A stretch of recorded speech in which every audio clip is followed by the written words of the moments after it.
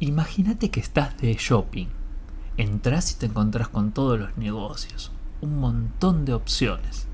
Sin embargo, al revisar tu bolsillo, solo tenés $10. ¿En qué y dónde los gastarías? En la vida tenemos recursos limitados, y si queremos abarcar todo y a todos, vamos a terminar con nada. En el episodio de hoy vamos a estar viendo acerca de cómo ir de shopping con solo $10. Bienvenidos a Liderazgo Juvenil y Adolescente, el podcast con Daniel Cajal Drake. Muy bienvenido nuevamente a un encuentro para charlar en este podcast de liderazgo juvenil y adolescente. ¿Cómo estás? ¿Cómo vino tu semana? Bueno, espero que el día de hoy estés listo. Probablemente el título te llamó la atención y ya nos vamos a estar metiendo en el tema. Te cuento que en lo personal vengo de un fin de semana muy cansador. Estuve en Salta estos días trabajando ahí con un equipo en un mastermind donde un montón de personas me estuvieron aportando un gran valor. Y no te quiero adelantar mucho, pero en breve vas a tener noticias de algo que ahí estoy preparando y pude tener esta gran colaboración. Así que dejamos esto y vamos al tema de hoy que nos concierne. Tenemos recursos limitados. Nuestro tiempo, nuestro dinero, nuestra vida, nuestra salud son limitados. Y tenemos que ser sabios a la hora de empezar a trabajar con eso. Cuando servimos en el ministerio no es la excepción. Nuestra vida es una repartición, un compartimiento de muchas situaciones, cosas que tenemos que cumplir y no vamos a poder con todas. Así como tenemos que elegir con qué personas queremos estar, también tenemos que elegir sabiamente cómo usamos el tiempo, ¿sí? Y quería comenzar mostrándote este pasaje en el cual vamos a hacer nuestra presentación formal. Fíjense, Efesios 5, 15 al 17. Dice: mirad pues con diligencia cómo andéis, no como necios, sino como sabios, aprovechando bien el tiempo, porque los días son malos. Por tanto, no seáis insensatos, sino entendidos de cuál sea la voluntad del Señor. Entonces, vamos a agarrar este pasaje, pero vamos a mirarlo desde abajo, ¿sí? Esto nos quiere decir que si yo entiendo cuál es la voluntad del Señor, voy a aprovechar bien el tiempo. Y si aprovecho bien el tiempo, puedo andar sabiamente. ¿Y qué es ser sabio? No es un tipo súper inteligente que se sabe todo. No, es el tipo que lo que sabe hacer lo pone en práctica. Entonces, si yo sé lo que tengo que hacer, porque es lo que Dios me llamó a hacer, aprovecho el tiempo no distrayéndome, sino haciendo lo que tengo que hacer. ¿Y cómo se le llama a eso? Ser sabio. Así que es un poco la lucha que tenemos muchas veces en nuestro liderazgo. ¿Por dónde voy? ¿Por dónde arranco? No me da el tiempo para todo. Y permitime decirte, hace no mucho tuvimos un encuentro con varios líderes en los cuales estuvimos charlando de cómo nos manejábamos y administrábamos. Y una de las cosas que permitime decirte es una constante que veo en la mayoría, es que están saturados. Y no sé si será tu caso, pero por lo general en la mayoría de las congregaciones, el que está liderando el grupo de adolescentes o de jóvenes no es su única tarea. Además está metido en varios ministerios. Si le sumamos quizás que probablemente lleva unos años casado, está trabajando en su casa, cuidando a la familia, además de las obligaciones laborales, tenemos una combinación perfecta para que en un par de años o vaya a internarse al hospital o al menos tenga un colapso nervioso. Entonces, ¿cómo manejamos esta situación? Hay algo interesante, una frase que me encanta, te la voy a compartir un segundito, y es de Mark Twain, y él decía así: los 2 días más importantes en tu vida son el día que naces y el día en que descubres por qué. Me llama poderosamente la atención que muchos de nosotros pasamos toda nuestra vida sin descubrir el por qué nacimos, cuál es nuestro propósito.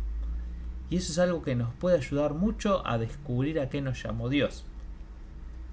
El libro de Romanos, te voy a pasar un pasaje más, que para interiorizarnos un poquito esto, ¿no? Dice así Romanos 12, versículos 3 al 8. Dios en su bondad me nombró apóstol, y por eso les pido que no se crean mejores de lo que realmente son. Más bien véanse ustedes mismos según la capacidad que Dios les ha dado como seguidores de Cristo. El cuerpo humano está compuesto de muchas partes, pero no todas ellas tienen la misma función. Algo parecido pasa con nosotros como iglesia. Aunque somos muchos, todos juntos formamos el cuerpo de Cristo. Dios nos ha dado a todos diferentes capacidades según lo que Él quiso darle a cada uno. Por eso, si Dios nos autoriza para hablar en su nombre, hagámoslo como corresponde a un seguidor de Cristo. Si nos pone a servir a otros, sirvámosle bien. Si nos da la capacidad de enseñar, dediquémonos a enseñar. Si nos pide animar a los demás, debemos animarlos. Si de compartir nuestros bienes se trata, no seamos tacaños. Si debemos dirigir a los demás, pongamos en ello todo nuestro empeño. Y si nos toca ayudar a los necesitados, hagámoslo con alegría. ¿Qué cosa esta determinación de Pablo de reconocer algo que a veces olvidamos? Que si bien todos, como decíamos la vez pasada, tenemos un llamado de Dios a ser como Jesús en nuestras vidas, la realidad es que a la vez tenemos una forma específica de llevarlo a cabo. El aporte que yo puedo hacer a este cuerpo que es la iglesia, y en particular a mi iglesia local, a la comunidad con la cual yo me reúno, el lugar donde estoy, es muy específico tuyo. Y tenemos que entender que eso que yo puedo hacer probablemente no le corresponde a otros, sino a mí. Imagínate esta situación. ¿Recuerdan la iglesia primitiva? En un momento empezó a venir un montón de gente, se empezaban a congregar todos en Jerusalén, y esas personas que habían sido salvadas habían ido a pasar un par de días para unas fiestas. De pronto, ¡paf!, conocen todo lo que pasó con Jesús, deciden creer, pasan a ser salvos y se unen a la iglesia. Pero esas personas habían ido con plata para pasar unos días, para alojarse, y ya no había más nada. Entonces, ¿qué pasa? Muchas personas empiezan a vender sus bienes, y con eso compraban comida, tenían para alojar a la gente de demás, y los apóstoles se dedicaban a enseñar. Pero de pronto esto está que explota, ya revienta la capacidad que tienen y no daban abasto para servir. Entonces empezaban los problemas, ¿por qué les sirven a estos primeros y a nosotros no? ¿Por qué descuidan? Y los apóstoles podrían haber dicho, bueno muchachos, esperen que nos ponemos, vamos a rearmar la grilla para organizarnos mejor, así que ahora vamos a dedicarles más tiempo para que ustedes lo merecen. Nosotros le hubiésemos dicho, qué gente humilde, encima que están enseñando, dedicándose a buscar la voluntad de Dios y a enseñarle a estas personas que en breve probablemente se vayan a otros lados para poder expandir esto. Además se toman el trabajo de estar sirviendo a las mesas, de ir a comprar los alimentos. Nosotros diríamos, qué hombres de Dios. Pero los apóstoles sabían que no iban a dar abasto. Y acá quiero que me prestes atención y me sigas. Si los apóstoles se ponían a servir en las mesas, lo más factible es que no hubiesen terminado de preparar a la gente, de entender lo que el Espíritu les mostraba a ellos y de transmitirlo. ¿Por qué? Porque era una tarea única que les correspondía a ellos. Ahora, ¿estaba mal que se pusiesen a servir a las mesas? Para nada.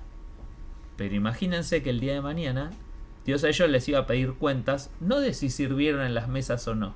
Porque perfecto, serviste, pero les di un talento especial o un don, y ustedes tienen una tarea específica. Ustedes están para ser apóstoles. Ustedes están para ir y llevar, enseñar a los demás y que esto se extienda. ¿Qué hacen sirviendo en las mesas?, les diría Dios. Porque la realidad iba a ser esa. No está mal que lo hiciesen, pero las otras personas no podían hacer lo que ellos estaban haciendo, porque Dios a ellos los había llamado. Y lo mismo te pregunto a vos. ¿Qué es lo que estás haciendo? ¿estás haciendo aquello para lo que fuiste llamado? ¿O estás haciendo de todo y terminás haciendo nada? Porque cuando vos estés delante de Dios, Dios no te va a preguntar qué cosas hiciste aunque no te respondí. ¿Qué cosas estuviste haciendo aunque no te correspondían? Te va a preguntar qué hiciste con lo que Él te encargó. Y ahí es donde vamos a tener un problema. Te lo digo en otro ejemplo más. Vos sos responsable de tu familia, por encima de tu llamado al pastorado o liderazgo. Cuando vos llegues a la presencia de Dios, Dios te va a preguntar cómo está tu familia, qué hiciste con la familia que Él te dio para cuidar. Y vos no le vas a poder decir, no sabés qué bueno que nos fue en el grupo juvenil, crecimos un montón. Y Dios te va a decir, sí, buenísimo. ¿Qué hiciste con tu familia? Porque vos sos el que está a cargo de tu familia, no el resto de las personas. O sea que solo vos podés cumplir el rol de padre, de tutor, de protector. Las otras personas de la iglesia obviamente que van ahí a complementar, pero tu responsabilidad no por eso desaparece. De la misma manera, ¿a qué te llamó Dios en el ministerio? Porque las demás funciones las puedes cumplir perfectamente, pero lo que Dios te llamó a hacer a vos no lo va a cumplir otro. Entonces tenés que ser totalmente intencional a la hora de trabajar y servir. Así que este desafío parece como pesado, pero está bueno porque nos ayuda a saber decir que no a algo y enfocarte en lo que Dios te llamó a hacer. Porque si por acomodar las sillas del salón o por irte, no sé, ¿qué te puedo decir como ejemplo? Por ponerte a tocar la guitarra en 3 o 4 reuniones más, no preparaste o no pastoreaste bien a tu grupo, vas a tener un problema. Porque quizás acomodar las sillas, tocar la guitarra o eso lo podía hacer otra persona, pero tu función era específicamente el pastoreo. Nota al margen, esto no es una excusa para que nos ayuden a acomodar las sillas, simplemente un caso de ejemplificación. Por eso Pablo decía, la mano no puede hacer de pie o de ojo o de boca, o sea, cada miembro tiene una función. ¿Cuál es tu función? ¿A qué te llamó Dios? Y ese es el desafío que te quiero dejar. Ahora, puede que me digas, ¿y cómo sé a qué me llamó Dios? Yo nunca me puse a preguntarme eso. Bueno, una cosa que te ayuda, además de pedirle a Dios que te lo muestre, es sentarte y empezar a recordar vivencias que tuviste, experiencias, talentos, juntar personas que te ayuden.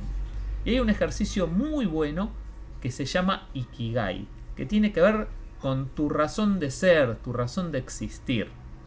Si estás interesado en saber cómo hacerlo y querés recibir un material adicional, acá debajo vas a ver un link en la descripción de este episodio, ya sea en YouTube, en Spotify también lo podés ver por ahí, copiar al Linktree.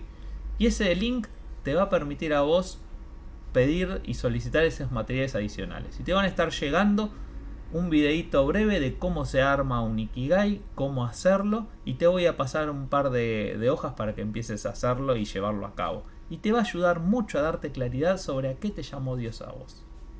Bueno, te dejo con este desafío. Te animo a tomarte tiempo para descubrir a qué te llamó Dios y a centrar todos tus esfuerzos ahí. Recordá, tenés solo $10. Tus recursos son limitados. ¿En qué los vas a usar? Nos vemos la semana que viene. Muchas gracias por escuchar Liderazgo Juvenil y Adolescente, el podcast. Te esperamos la semana que viene. No olvides seguirnos.